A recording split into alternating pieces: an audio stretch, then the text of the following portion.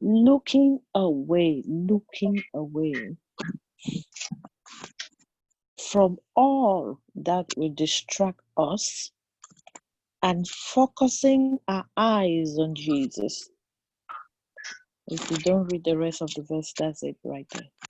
Looking away from all that will distract us and focusing our eyes on Jesus.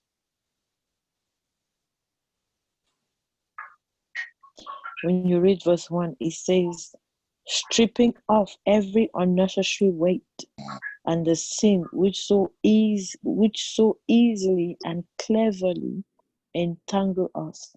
Let us run with endurance and active perseverance. Endurance and active perseverance, the race that is set before us. Let us run with endurance and active perseverance, the race that is set before us.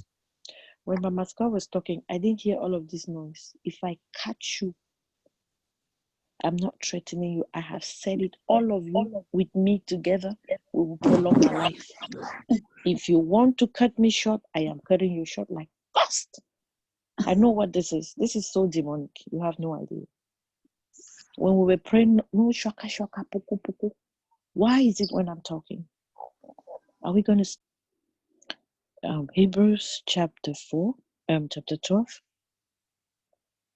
We're looking at verse 2, and we went to verse 1, and then we came to verse 2.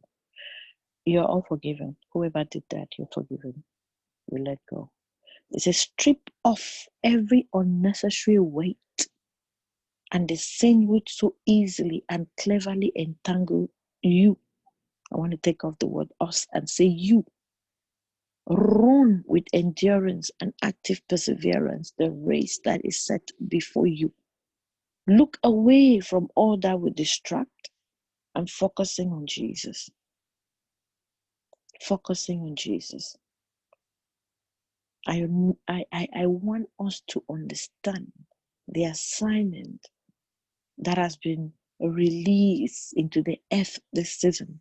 That's why I'm not playing with distraction. I'm not playing with distractor. If you distract me this season, I'm run. If you become a Goliath, I will run towards you. Because there's a fight in the realm of the spirit. From last night, there's this stupidity that was released. I always give us this now word. And if you check your life, it always comes to pass. It's always right there. But the good thing is that this time around, Daddy has released a grace to stand above it, a grace to overcome it, a grace not to be intimidated. That's the word I had for us this morning. Look away. The Living Bible says, keep your eyes on Jesus. He was willing to die a shameful death on the cross because of the joy he knew would be his afterwards. And now he sits in the place of honor by the throne of God. Go back to verse 1. It says it clearly. The second part. It says, let us strip off anything that slows us down or holds us back. And especially those sins that wrap themselves so tightly around our feet and trip us up. And let us run with patience the particular race that God has set before us. I'm called to build leaders. That's why when you do stupidity, I feel like don't even show up again, because there's nothing. Your life cannot produce anything on planet Earth if you're indisciplined. That's the truth. Every time I say, let's get this word, especially when I say, let's pray before we get it, I know how heavy it is. This is going to help you for the next few days. There's a lot of distraction that has been released. I mean, plenty. You think you've been distracted before? Watch and see what the enemy is going to be doing in a few days. But the truth is, at the same time that he has released a grace to be focused, but you have to fight to let go of the distractions. It says strip down, Message translation. Strip down, strip down, strip down. Start running and never quit. No extra spiritual fat. No parasitic sins. Keep your eyes on Jesus, somebody. Keep your eyes on Jesus. Keep your eyes on Jesus. But you will not be able to keep your eyes until you strip off. That's why you turn and look at sin and say, no, not now. I know what you're trying to do. You look at distraction, distract and say, I know what season it is. You're not going to do that. If you look into your life, you must have seen the signs from yesterday, late afternoon. You could tell the distractions were huge. And they will not reduce if you don't go head on. They will not. Look at them and say, I know what you're called. It could be relational distraction from family members. It could be work related. It could be your emotion. Whatever it is, he said, strip them down and start running. Don't quit.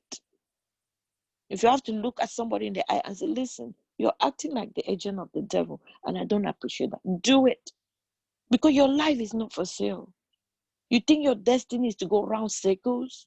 No. You want to make progress. We don't run in circles. We run straight if we want to make progress. They say, keep your eyes on Jesus, who both began and finished his own race. Study how he did it. I'm reading the Message translation. Because he never lose sight of where he was heading. I always tell people, I'm not for sale at all. The thing we do here, Bill, is not for public consumption. It's for people who are ready. It's for people who are ready. And that's why when you do stupidity, I address it really quick. And then I forgive you, forgive myself, and we move on. I don't stay angry. If you've ever known me, I don't. Why? Because there's a race ahead of me. I know what I'm called to do. He said, because he never lose sight. I don't want to lose sight of where I'm heading to.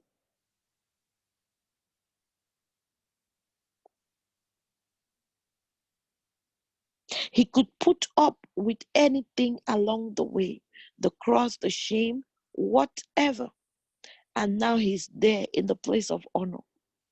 Let me tell us the truth. The one that marked your script is not on earth. This thing that you want everybody to appreciate you, to like you, to the point where you lose focus of where you're going, will hurt you. It will hurt you. He said, when you finish yourself flagging in your faith, go over that story again, item by item.